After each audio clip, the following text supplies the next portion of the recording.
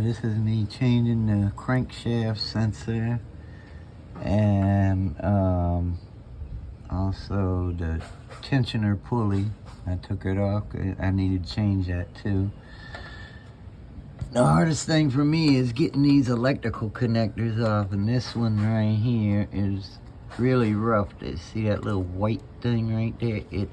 I braced it against the block, and you press it, it's like a spring. It slides, and that's how you get this out. I got the new one back in. And also getting the compressor off. I had to use a box and wrench, and also take the clamp off of this. The clamp right here off of this line gives you enough room to move it out of the way. That's where the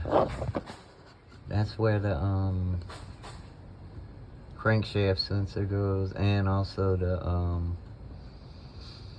tensioner pulley.